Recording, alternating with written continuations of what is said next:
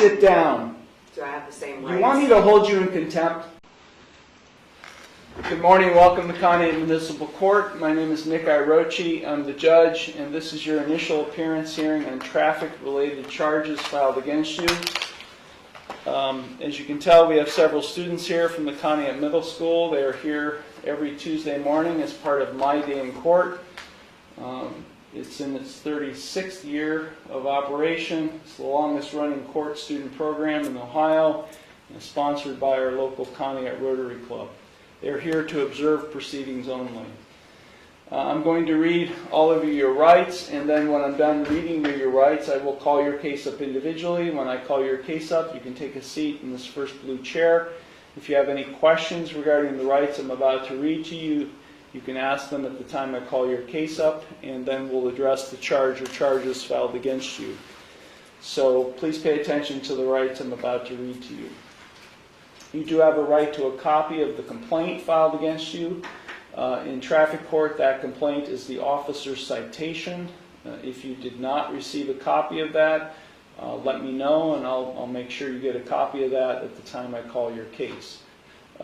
Also, you have a right to be informed of and to understand the nature and the elements of the charge or charges filed against you. You also have a right to know the potential penalties that could be imposed, and I will explain those potential penalties to you when I call your case up. If you are convicted of a traffic-related offense, a record of conviction will be sent to the Ohio Bureau of Motor Vehicles and will become part of your driving record. Points may be assessed against your license for any moving violation.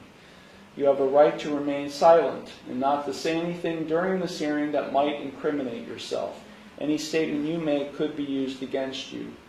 You also have a right to a trial to the court.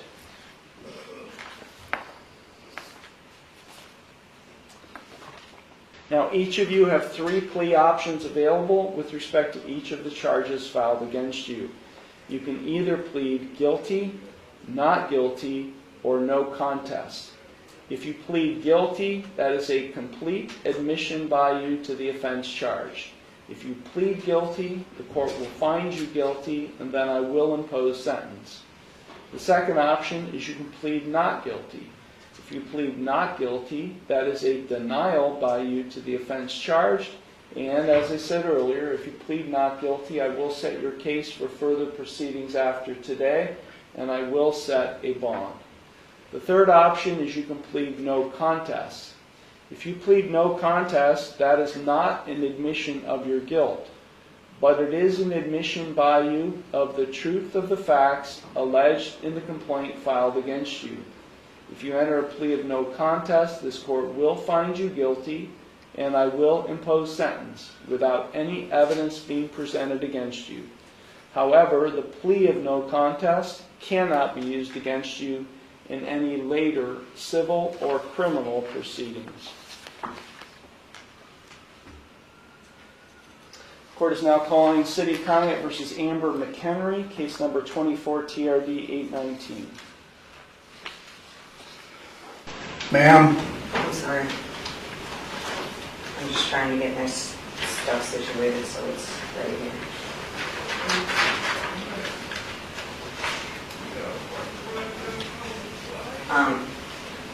Take a seat I have a question. in this blue chair. Do I have the Sit down. Do I have the same rights? You want me to hold you in contempt? Sit down in that blue chair. Do I have the Sit down. rights there? One more time. Sit down.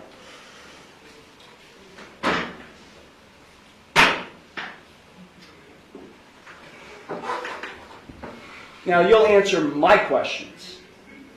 Got it? Did you understand all of the rights and plea options that I explained to you? No, I do not understand. Okay.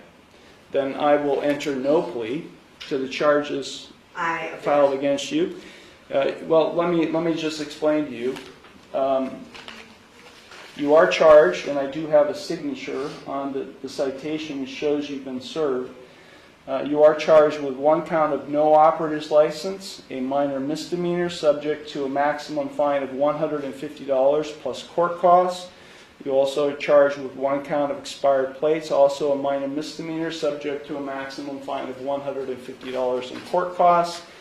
I will enter no plea to these charges against you. You already have a pending. You already have a pending. I object. What do you object, ma'am? Because I did not enter that plea. You're Okay, so entering you that tell plea. me how you would like to plead: guilty, not guilty, or no contest. I'm not. First, I have to correct the standing, which is I am not the ens legis non begeer. I am the authorized agent to the decedent estate. I am coming in here as the settler, and I want to settle this case. I have sent in a paper that is my declaration and affidavit of what I want to do, which is to settle the case. I am willing to surrender the person to the court for mutual consideration. I do not want to continue doing this. I don't have anything to do with this. That paper that I signed, which is the summons, is signed v coatis, which is void contract, and I reserved all of my rights on there. So, is the court willing to give me mutual consideration today or not? I will enter no plea on your behalf to these charges. I've given you 3 plea options to plead. No, Would you I do not recognize anyone in this court. Okay, well, I that's don't too bad. recognize you or the bailiff or anybody else in this court. I do not understand. I will set this case for a bench trial, and No, we'll get this set. I have the right to a trial by jury. Okay, no you don't, not in this case. Now, Yes, these are not jailable offenses, ma'am. You don't have a right to a trial by jury in this case. You already have a jury trial scheduled in another case, but then because you're facing jail time in that case. But in this case, you're not facing jail time, only a fine and court costs. anything that is above $25 in a court of law has the right to a jury by trial, which is involuntary. Involuntary can't be violated, basically, is what it means. So I have the right to a jury by trial No, you don't. of my peers. No, you don't. Yeah. We're going to set it for trial, and you're going to go to the clerk's window, and they're going to give you a trial date. Okay? So, Then I'm just going to surrender the person to the court because I'm not coming back. I don't know what that means. You do know what that means. I don't know what that means. I am not the ens legis non begeer. I Yeah, told you that, that. I don't know what that means either, ma'am. I've been practicing law for 36 years, and what you've just said to me has no meaning to me whatsoever.